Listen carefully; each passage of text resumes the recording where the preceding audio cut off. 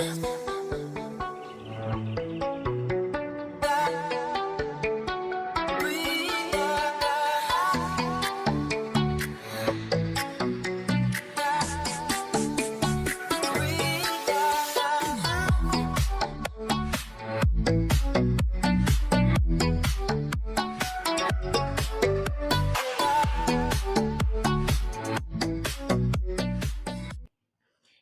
mga ka-nurse. Nandito na naman po tayo para magtalakay po ng paksang pangkalusugan tungkol po sa pag-aalaga ng sanggol.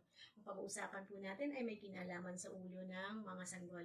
Ito po ay ang bunbunan ng sanggol or ang baby fontanelle. Ang mga soft spot po na ito ay mga fontanelles, isang normal na bahagi po ng paglaki ng inyong sanggol. Normally, sa pag-develop po ng brain at ng skull ng baby, hindi po ito fixed pagkalabas nila ay yun na yun. So, binibigyan po ng chance na lumaki, mag-develop at ang growing brain po ng baby.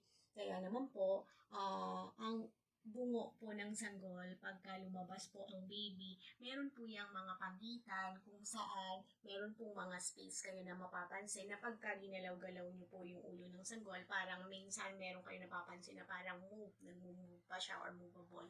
Normal po yun. Tapos may mapapansin po na soft dito sa part na ito at saka dito. Wala po yung buto. Okay? May space po yan para po sa pag-develop po ng baby habang siya po ay lumalaki.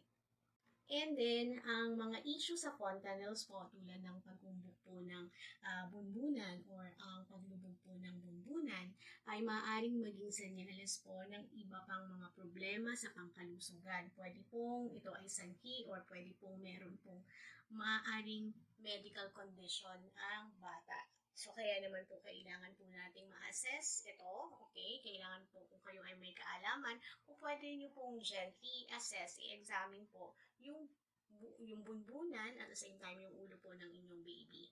Ano ang fontanelles? Ang fontanelles ay ang malambot na espasyo sa ulo ng inyong sanggol kung saan hindi pa nagsasara ang kanilang mga buto ng bungo. Ito po ay normally flat at saka po soft. Ito po ang area. Ito po yung mukha ng bata. Ito po yung anterior fontanelle at ito naman po yung nasa likod. Ito po yung posterior fontanelle. Kung papansin nyo po, mas malaki po itong anterior, kaya naman po pag kinapanin nyo, talagang mapapansin nyo siya. Unlike yung dito po sa likod, hindi po siya minsan napapansin. Okay? So, yan po yung dalawang fontanelle na mapapansin ninyo, soft at flat. Mga dapat namong bantayan sa dalawang fontanelles. Okay, ito po yung matatagpuan po ninyo ang anterior fontanelle, malapit po sa harap, dito po sa taas ng ulo ng inyong sanggol. Okay, ito naman pong posterior, matatagpuan naman po sa may bandang likod po ng sanggol. Ulo, bandang likod na ulo po ng sanggol. Okay, so ang guide natin, kailan po ba nagsasara or nagko-close ang mga fontanelles? May magkaiba po silang timing ng pagsasara. Sabi natin, ito po ay posterior, yung nasa gawing likuran. Ang posterior po ay nauunang magsara. Usually po pagkapanganak, mga 6 to 8 weeks po ay nagsasara po ang posterior fontanelle. So parang ito po ay 2 buwan. Okay. So, ito naman po anterior fontanelle na mas malaki dito po sa may harapan, okay, sa taas ng noo ng bata, ng baby. Ito po ay mas late na nagsasara. Ito po ay expected na nasa range ng 12 months hanggang 18 months. So, mga 1 year hanggang 1.5 year po ay makakapakapa nyo pa po yan. At dapat po yun ay nagsasarado na po dun sa ganong panahon. Meron pong mga medical condition na nakakaapekto sa pagsasara or pagkuklose ng fontanelle. Ang mga pwede po natin gawing example ay ang premature baby. Kasi hindi pa po ganun na-develop sa loob ng tiyan, tapos lumabas na siya. So, ma-expected po natin na magkakaroon po ng posibleng delay, okay, sa pagsasara ng kanyang bunbunan. Ito din po ang hydrocephalus kasi ang hydrocephalus po, lumalaki po yung ulo ng sanggol. So instead po na nagko-close yon, hindi po nagiging maganda yung pagsasara or yung pag-develop ng kanyang skull. Dahil po ito ay nagkakaroon ng interruption dahil nga po growing, lumalaki po at lalong lumalaki pa ang ulo niya dahil nga po sa hydrocephalus. At ang brain bleeds. Posible po na kapag ang baby ay nagkaroon ng intracranial hemorrhage or intraventricular hemorrhage sa kanyang pagka-baby, okay, yung may mga dumudugo po ang utak ng baby. So, ang nangyayari po ay nagli-leak po dito yung ibang fluids. Kaya naman po, yung bunbunan po ay nagkakaroon po ng problema sa pagko-close. Posibleng magkakaroon din po ng delay. So, ano ba ang mga instances, okay, na nagkakaroon na paaga daw ang pagsasara ng anterior fontanelle? Ito po ay sa medical terminology ay tinatawag namin na craniosynthosis. Okay, craniosynthosis. Ito pong fontanelle na ito ay nagsara na mas maaga. Diba sabi natin, 12 months hanggang 18 months. So, baka sobrang aga. Baka 4 months, 5 months, 6 months pa lang nagsarado na to. Maaring limitahan ang paglaki ng utak o lumikha ng abnormal na hugis ng ulo. Kasi dapat yung utak nagde-develop pa, lumalaki pa siya. So, since nag-close na yung bunbunan, parang mahihirapan na yung skull or mahihirapan na yung brain, okay, na lumaki. At posible na yung ulo, yung bungo niya, magkaroon ng hindi magandang hugis. Anong mga sanhi ng closure ng anterior fontanelle? Ito, hindi agad nag-close. Bakit? May mga instances pwedeng achondroplasia, isang genetic na disorder na nakakaapekto sa cartilage at paglaki ng buto. Okay? So, yun. Hypothyroidism, pwede din na maging dahilan ito, isang issue ng thyroid gland na nakakaapekto sa produksyon ng hormone.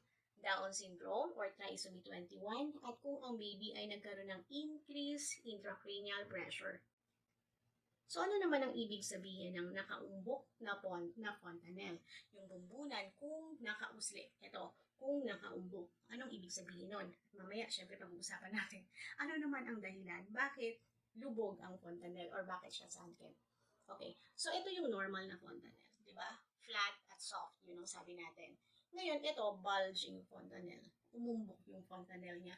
So, pwedeng dahil ito sa hydrocephalus kasi may awang dito. Diba? May awang. So, kung yung fluid dumadami, so dito yung fluid. Nag-accumulate yung fluid. Kaya, mas umuumbok siya. Isang accumulation ng lipido sa utak. Another na po pwede pang maging dahilan kung bakit uumbok ang bumbunan ng baby ay encephalitis. Ang pamamaga ng utak ay karaniwang sanhi ng infection. So, kung nagkaroon ng infection ng baby sa early stage niya, namamaga yung utak. So, dahil itong area na to ay mayroong space, so saan pupunta yung utak o saan pupunta yung mga fluids? So, pupunta siya dito. Kaya magkakaroon ng bulging. Meningitis, isang pamamaga ng mga laman na tumatakip sa utak at spinal cord. At kung mayroong pagdudugo o mataas na presyon sa utak. So, ito din yun. Anong ibig naman sabihin kung ang bunbunan ay nakalubog? Ito, lubog siya. Posible na dehydration. Baka dehydrated. Kulang sa kapag ang inyong sanggol ay hindi nakakakuha ng sapat na tubig.